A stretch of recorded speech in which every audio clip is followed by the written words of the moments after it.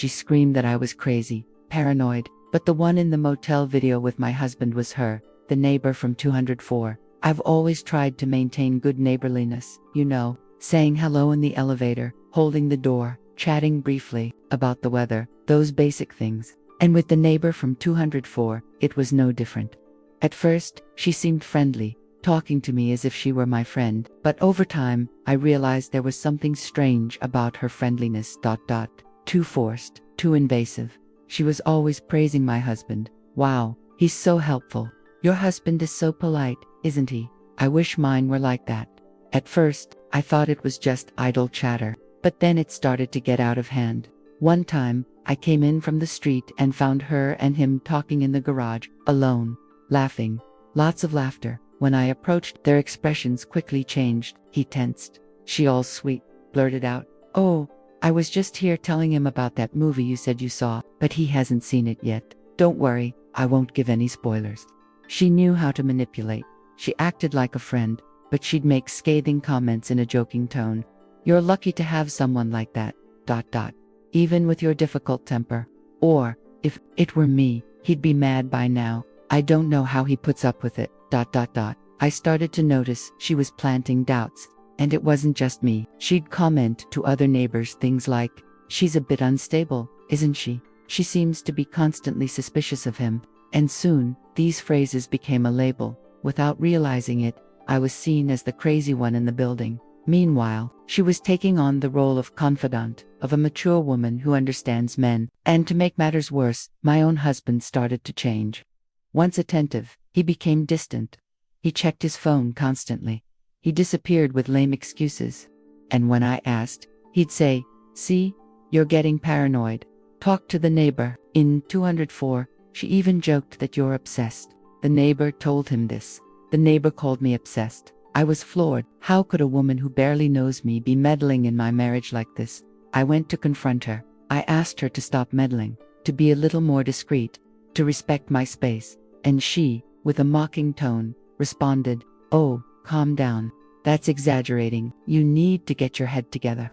You're seeing things where there aren't any." That's when everything went wrong. She spread the word around the building that I had verbally attacked her. She said I was losing my mind, and to top it all off, she started acting like a victim. Head down in the elevator, face drawn, she told everyone, "I'm scared of her, guys. She's obsessed with me. Me, obsessed with her." And as always, no one wanted to hear my side.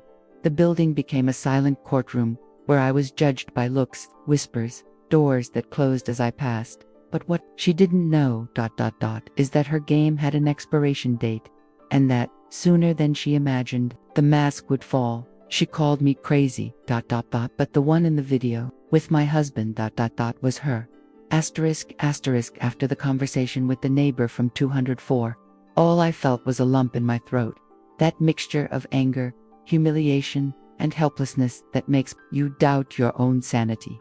On the outside, I smiled so as not to arouse suspicion. On the inside, I screamed, "How can someone so easily reverse reality?" And to make matters worse, my husband, once affectionate, present, a partner, became a complete stranger in the house. He would come home from work and go straight to the shower, locked in. He took his cell phone with him. He started sleeping facing the opposite side of the bed. He said he was tired, that I was dramatic, that he couldn't stand my senseless jealousy anymore. But it wasn't jealousy. It was instinct. It was that voice inside us that says, "Something's wrong here." I started to observe. He changed his cell phone password. He started wearing perfume, even to go to the bakery. He'd get online at 3 a.m., and when I asked him, he'd respond with that classic, "It's the soccer group." That's a lie. No soccer team says goodnight with a heart emoji. And the neighbor, she was getting more and more relaxed, more and more sarcastic. She'd say good morning to my husband with an exaggerated smile and pretend I didn't even exist. She even went so far as to knock on our door to ask for sugar, and completely ignore me while chatting with him in the kitchen. It was clear he wasn't being indirect anymore. He was being provocative. When I went to get some explanation from him, he responded with that coldness only someone hiding something can muster. "You're getting neurotic. You always want to argue over nothing. Seriously, ... Go get help." Yes, he told me to get help. The man who once told me I was the woman of his life. now said I needed therapy. And the saddest part, I started to believe him. I began to doubt myself, thinking that maybe I was exaggerating. Seeing things where they weren't, I began to apologize for feeling them, walking silently inside my own home, so as not to disturb anyone, dimming my light to fit within the shadow of a marriage that was already crumbling from within. And meanwhile, while I was wilting inside, they were blooming behind me. One afternoon, I went downstairs to pick up a package. The doorman, with a strange look, said, "Is everything okay, ma'am? People have been saying things, but I'd rather not get involved." I mentioned it to a neighbor on the third floor, the only one who still treated me with respect. She looked at me with pity and said, "Friend, some people here say that your husband and the woman in 204 are too close. I don't know if it's true, but some people are saying they've seen things." My heart stopped. I asked, "Saw what?" She lowered her voice. "The other day, they said they saw them getting into a car together. I don't know if it's true, but it was after you left that weekend." I didn't answer. I walked back to my apartment, my body cold, my head in shock, and in that moment, I swore to myself, if there's any truth to this, I single quotes LL find out. Little did I know, the truth was already out there, and that it would come in the form of a video. Asterisk. That night was long. I couldn't sleep. I relived every gesture, every look, every conversation that now seemed masked.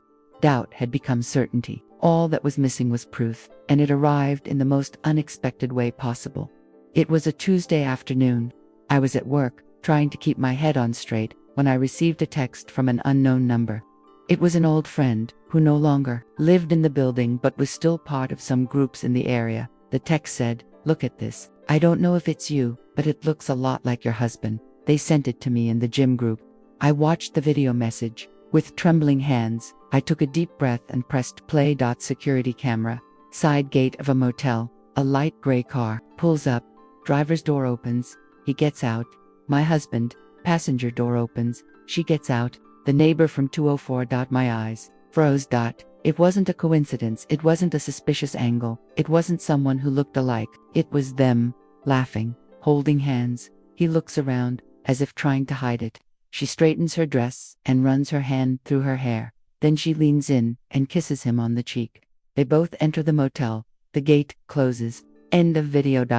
My world was already shattered. Tears fell before the video ended. My breath caught. My heart was beating so hard it felt like it was about to burst out of my chest. The woman who called me crazy was with my husband at the motel. It was as if life had stabbed me in the back with both of their signatures.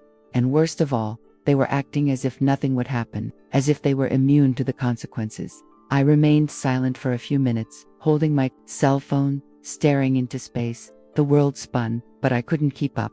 It was like being in a nightmare, with my eyes wide open. After the pain came anger, a rage so strong it burned inside. They lied, they manipulated me, made me doubt myself, and while I cried alone in the bathroom, he had fun with his neighbor at the motel. I'd been made a fool, crazy. But now, I had the truth, and with it, I would destroy the farce they'd created. I sent the video to my own email. I saved it on my drive. I made copies, and there, faced with that irrefutable proof, I swore that no one would ever again make me feel the way they did. I arrived home that same day without saying a word. He was on the couch, cell phone in hand, as always. He looked at me and said, with the most blank expression in the world, "Wow, what's with that face? Are you going to freak out again?" I smiled. I sat on the couch. I grabbed my phone. I opened the video and pressed play. The ambient sound echoed through the room. When he heard his voice in the video and saw himself on the screen, he froze. He didn't say a word, because there was nothing else to say. The video was still playing on the TV when he shot up from the couch, as if he'd been punched in the chest. He stood still, speechless, as if the ground had disappeared beneath his feet. "I can explain, he said, not meeting my eyes. I took a deep breath. I stood up slowly, without shouting, without crying, because I didn't need to make a fuss anymore. The truth was already screaming at me. Who are you going to explain to? The doorman, who probably already knows? The neighbors who must have seen the video in the gym group? Or are you going to explain to me, who you spent months calling crazy, while cheating in my own building?" He tried to lean closer. It was just that one time. I swear, she provoked me. I messed up, but I love you. I let out a bitter laugh. Just once. You didn't even know they were filming, right? Because the video starts with you guys coming in. But what about the other days, and the other nights? His silence was the answer. And in that silence, something inside me broke. But it wasn't pain. It was liberation. I grabbed my bag, went to the room, and took out my belongings. I put everything in a small suitcase. No drama, no hysteria. Before leaving, I left my phone recording. Because yes, I wanted to record what was coming next. I knocked on the door of the neighbor from 204. She opened it with a disgusted look. As always, she even scoffed. Have you come to freak out again, honey? I just showed her my phone. That the frozen image of her getting out of the car at the motel. Her eyes widened immediately. Who's freaking out now? I said, looking directly at her. Do you want me to post in the condo group, or would you rather tell me in person? She tried to take the phone from my hand. You can't do that. It's a crime to expose other people's lives. Oh, funny. And accusing me of madness, jealousy, instability. That wasn't a crime, was it? She went white. She mumbled a soulless, sorry. She tried to say it was a mistake, that my husband was too needy, that she just wanted to help. Help. Help is keeping quiet when you have nothing good to say. Help is respecting other people's marriages. And she crossed all the lines. I went downstairs with my suitcase. Without looking back, at the entrance, I handed the video to the building manager. If anyone wants to know why I'm moving.